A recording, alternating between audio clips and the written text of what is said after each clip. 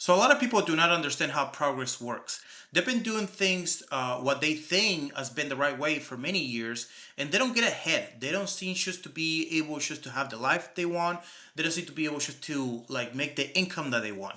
And things are super messy right now, but this applies to how life works in general. Because if you do not understand the certain mechanics of life and how progress works, it's just going to be very difficult for you to get ahead, even if you work a lot, even if you do a lot of things, even if you have discipline. You can be in a position where you work a lot, but things do not improve over time. So, what I'm going to go over right now is just the mechanics of progress, how progress really and actually works, and how to really get ahead and make sure that your inputs turn into something. Okay, so let's dive right in. All right, you guys. So if you want to go deeper into this kind of training, make sure that you check the link in the description. Everything is below. So with that out of the way, let's get started. So most people do not understand how progress actually works, and that's why they cannot get ahead. It is not a matter of intelligence, effort, or even discipline, but rather a lack of visibility and participation into the mechanisms that produces the results we all want in life. People grow up operated under a model that suggests that working hard leads to reward, that studying leads to stability, and that being responsible leads to improvement over time. That model was passed down by generations, and it was largely true at the time. However, the system we're operating within does not function in that way anymore. The rules changed, but the instructions did not. And that's why so many people are failing to adapt to the new world and the world that is coming. In the current structure, outcomes are not primarily driven by effort alone, but by systems, leverage, and time. Systems that produces money, leverage that multiplies your efforts, and time that compounds your outcomes. That critical decision right there is that effort is an input, not a multiplier. A person trading time for money is operating in a linear way. Every hour of work produces roughly the same return, but a system works whether the person is present or not. Leverage means that unit of effort can produce a 10, a 100, or 1,000 units of results. And time, when applied to the right vehicle, does not simply add, it compounds. That gap between someone running a system and someone running effort alone does not stay the same over years. It widens, often dramatically. When someone does not see the shift, they can apply effort consistently for years and still remain in the same position, not because they're doing something wrong, but because they're operating under an outdated model of how progress is created. The inputs are real, the work is real, the model is just wrong. So, what you have to understand is that in this digitalized world that we live in today, it doesn't matter how much you work like before, like the internet in the 80s, 90s, or 70s. So you have to understand that you have to create systems that work for you 24/7, and it's easier and cheaper to do it right now. And you have to get out of the mindset that work alone is just going to get you the results that you want. Many people are not failing because they lack ability, but because they do not know what game they're supposed to be playing. Someone may believe that the correct path is just to find a stable job and optimize within that structure, while the actual game involves building systems, creating assets, using digital distributions, and owning instead of renting time. That is not a small misunderstanding. Optimizing the wrong game with full commitment still produces the wrong outcome. A person can be disciplined, consistent, skilled, and still arrive a decade later having made no real structural progress because the vehicle they were in was never capable of taking them where they wanted to go. And this is something that you really need to understand. You can have discipline, you can wake up early, you can do everything that you think you're supposed to do, but if you don't know how progress works, you're not going to get ahead. If this alternative frame is never discovered, the individual ends up optimizing a path that does not lead to scalable outcomes. They're not consciously choosing the wrong direction. They're simply unaware that another direction even exists. Unknown unknowns quietly determine the trajectory of your life because you have the things that you know, the things that you do not know, and the things that you don't even know that you don't know. The quieter they are, the more damage they do because there's no friction, no obvious failure, no moment of alarm, just steady motion in the wrong direction, mistaken for progress. Because these mechanisms are not visible, outcomes are often interpreted incorrectly. When people observe others achieving higher levels of income or freedom, they tend to attribute it to intelligence, talent, or luck. While luck does exist, it is often misunderstood. What appears to be luck is often the result of a process: imperfect action, repeated attempts, feedback, iteration, and time. Basically, you just have to do things enough that you get lucky with the outcome that you want because you're doing it so much. Sustaining long enough for results to compound. The problem is that most people do not see this process, they only see the outcome. And without visibility into the process, they interpret the result as random or unattainable. Progress itself never comes from certainty. And this is another point where many people get stuck. The actual pattern of progress tends to involve trying something, failing, adjusting, and trying it again over extended periods of time. You try, you fail, you adjust, you repeat. Try, fail, adjust, repeat. However, many individuals are conditioned to believe that they must first identify the correct path before taking action. This leads to waiting, overthinking, and hesitation. Meanwhile, those who move forward are not necessarily more informed or prepared. A lot of these people are not really better than you, they're bolder than you. They're willing just to learn while moving, or they just take action without having all of the answers. That allows feedback to shape in their direction instead of waiting for clarity to appear in advance. And this is why you see so many people that they're much dumber than you, much stupider than you, getting ahead. Because they're not smarter than you, because they're really not. They are bolder than you. They move without really knowing what they're doing many of the times. And all the constant action that they take eventually takes them somewhere. Well, in your case, and while you think that you're being so smart by just trying to like calculate every single move, they are moving much faster than you, and you're really not moving anywhere. Attention plays a critical role in this dynamic. Modern life is structured in a way that continuously absorbs attention through social media, entertainment, and constant stream of information. What makes this particularly dangerous is that the absorption is not accidental. Platforms are engineered to capture and hold attention as long as possible because attention is the product being sold. So attention is a finite resource, your attention, the thing that you pay attention to. When it becomes fragmented, it becomes difficult to sustain focus over long periods of time. Without sustained attention, it is nearly impossible to build systems, and without systems, progress does not compound. The person who cannot hold focus for long enough to learn, build, or iterate cannot close the gap regardless of attention. This creates a situation where people are not only unaware of the correct mechanics, but also operating in an environment that makes it difficult to act on them, even if they begin to understand them. Awareness without the capacity to act, it only changes very little. The environment itself becomes a constraint. And many people realize this very late. I'm talking in the 50s or 60s, or at the best case scenarios like early 40s or mid 40s. Because these mechanics are not visible early on, many people only begin to recognize them later in life, often in their late 30s or 40s. However, by the time these realizations occur, many years have already been spent operating under a different set of assumptions. The realization itself is not the problem. The problem is that the cost of arriving at late. Time that could have been used to build compounding systems was instead spent in linear arrangements. The late realization does not erase the cost, it simply makes it visible. And for many, that visibility is the beginning of a different kind of motion.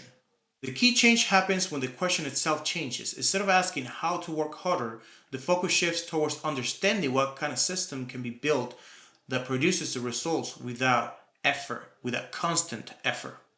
This shift leads to different types of actions, such as building businesses, creating content systems, developing digital assets, and producing intellectual property or scalable services. These structures allow effort to extend beyond the moment it is applied, meaning that you have to ensure that the systems that you're working keep paying you or keep functioning when you're not putting effort or inputs into them. Once someone begins to see these mechanics clearly, their decisions start to change. They begin to recognize where leverage exists, where ownership matters, and where their attention should be directed. These decisions may seem small in isolation, but over periods of 5 to 10 years, they accumulate into significant different outcomes. What appears from the outside as an unusual level of progress is not randomness. It is the result of operating within a different understanding on how the system actually works. So over here, I'm going to tell you a few laws of progress that you need to know and that you need to internalize if you want to get ahead into whatever it is that you're working. So progress tends to follow repeatable patterns. Even if they're not immediately visible, once these patterns are understood, what previously appeared random begins to reveal a structure. These patterns can be described as laws of progress. Okay, so we're going to start with the law of direction. Effort without direction produces very little progress because it becomes scattered across multiple activities that do not connect or compound. Many people work hard, but their effort is distributed across unrelated tasks, short-term decisions, and reactive behaviors. Each individual action may feel productive in the moment. The day feels full, the hours feel used, but at the end of the week, the month, the year, nothing has structurally changed because none of the effort was pointed at the same target long enough to accumulate into something real.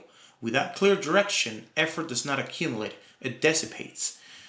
This is one of the most painful traps a person could be inside of because it does not feel like a stagnation. It feels like work. The exhaustion is real. The work that you put in is real. The sacrifice is real as well. But busyness and progress are not the same thing. And without direction, one can exist entirely without the other. When direction is established, effort begins to align. Tasks that once felt disconnected start to serve the same objective. Decision becomes easier because there is a filter. Does this move you towards your target or away from it? Energy stops leaking into whatever demands attention and start concentrated into what actually matters. Okay, we're moving into the law of direction. This alignment allows small actions to build on one direction over time. A conversation becomes a relationship. A relationship becomes an opportunity. A skill practice in one context transferred into another. None of this happens through scattered effort. It requires a line of direction that connects the dots retroactively and guides them prospectively.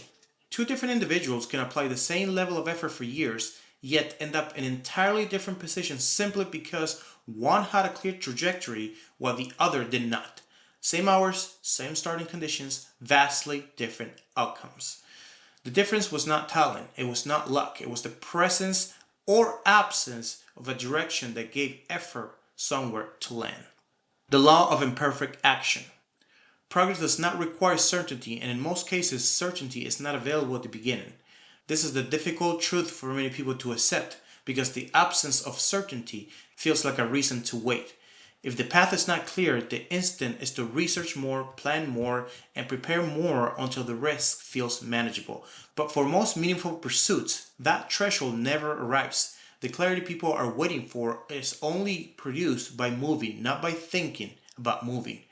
The process unfolds as your action, okay, produces feedback, and then for that feedback, you adjust. Someone tries an idea, observes the results, refines their approach, and tries again. Each cycle produces something the preparation phase never could: real information. Not assumptions about what may happen, but actual data about what does happen. That data becomes the foundation for the next attempt, which is better informed than the first. And the one after that, better still. The barrier is that many people believe they must first identify the correct path before acting. This leads to hesitation and delay. Weeks become months, months become years. Meanwhile, the gap between the person who started imperfectly and the person who's still preparing continues to grow.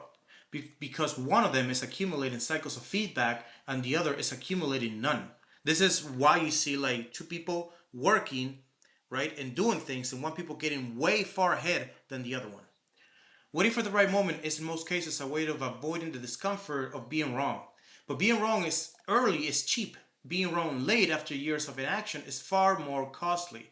You can make more mistakes when you're starting. You're supposed to make mistakes.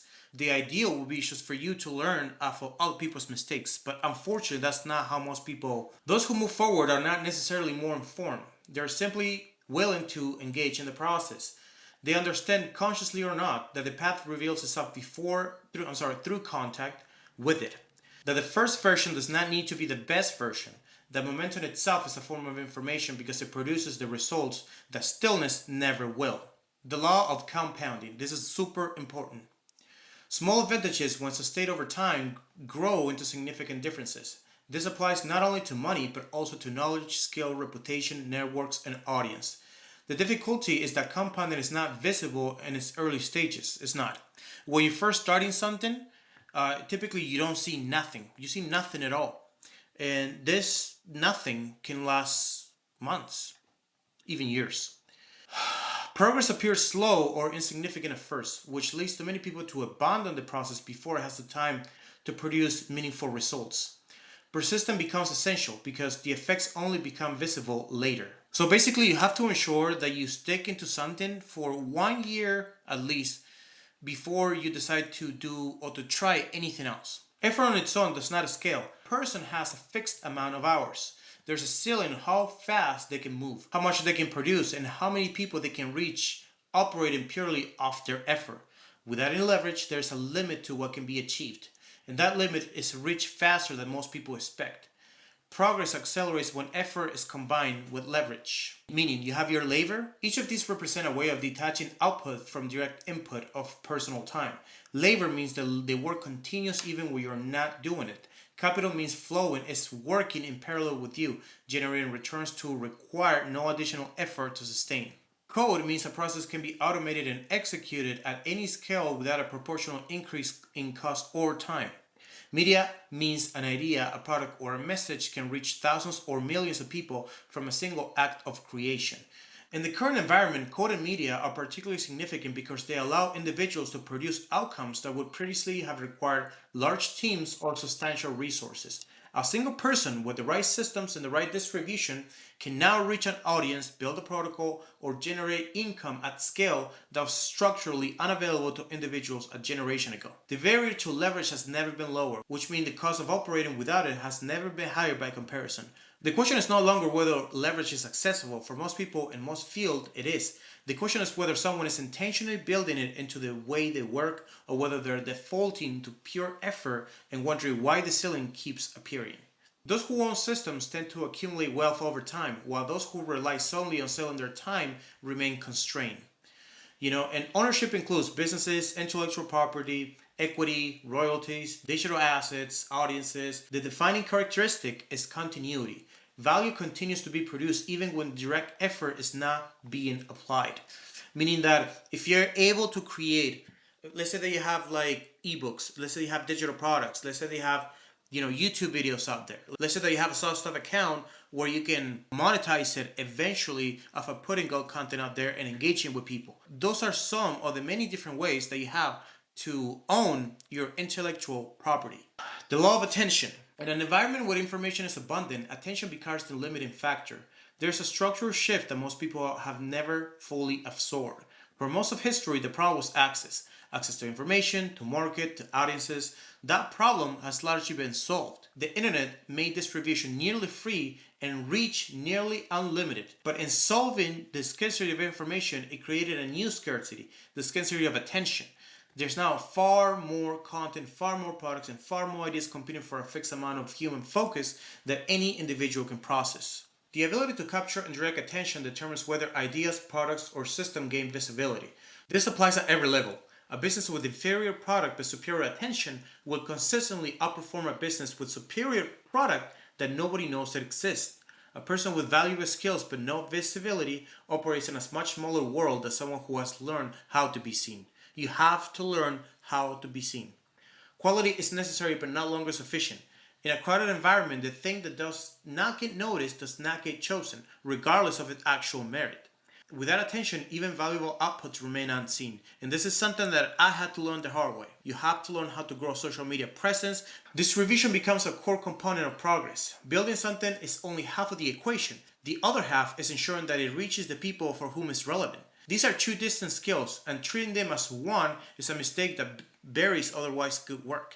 The person who understands this stops thinking about creation and distribution as separate activities and starts designing them together from the beginning. The work is built with reach in mind. The message is shaped around the audience it needs to find. In this environment, attention is not longer a marketing concept. It is a form of leverage in its own right. Those who know how to earn it and they hold it and direct it towards what they're building have a compounding advantage that grows over time. Those who ignore it and are producing in isolation, hoping to be discovered and wondering why the results do not match your efforts, those are the people who are going to struggle. Okay, we're moving to the law of environment. This is super important for you just to ensure that the way that you live matches or helps your direction and your goals and your efforts. The conditions surrounding an individual shape behavior more than motivation alone. Environment includes social circles, cultural expectations, available information, and perceived norms. If someone is surrounded by people who prioritize stability and avoid risk, they are more likely to adopt similar behaviors. If they are in an environment where building systems and pursuing leverage is normalized, they are more likely to attend those paths. Environment does not fully determine outcomes, but it strongly influences direction. Just make sure that where you live and the people that you surround yourself with help your goals. That's all. The law of time horizon. The length of time someone is willing to operate without immediate results directly affects their potential for progress. Many people evaluate their efforts over short cycles, such as weeks or months, and expect visible outcomes within that time frame. However, meaningful progress often require years.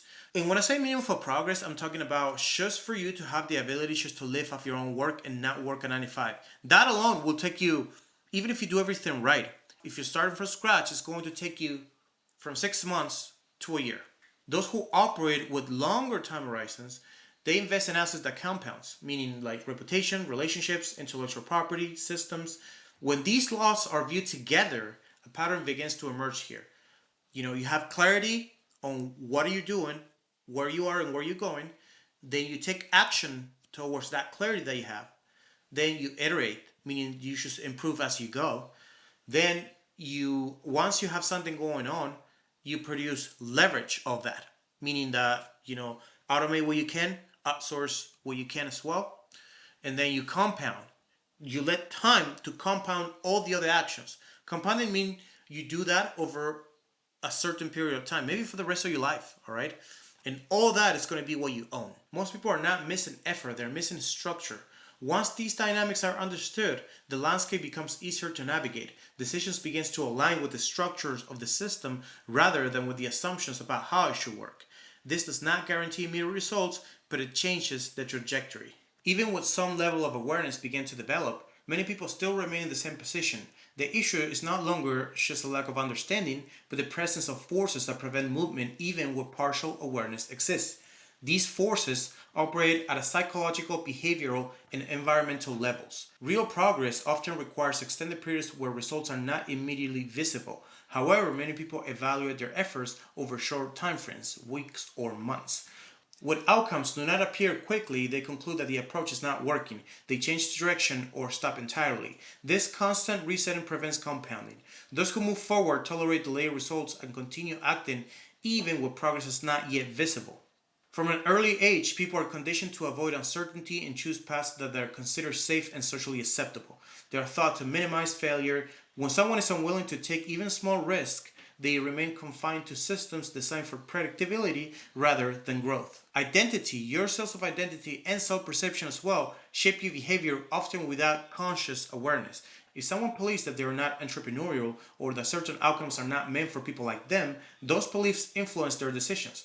Opportunities may appear, but they are not fully pursued because they do not align with that identity. You also have a component of social pressure, because so many people are influenced by the expectation of those around them: family, friends, cultural norms. Stable jobs, predictable routines, and conventional lifestyles are often encouraged, while unconventional paths are questioned. Choosing a different direction creates friction. As a result, many prioritize belonging over experimenting or experimentation.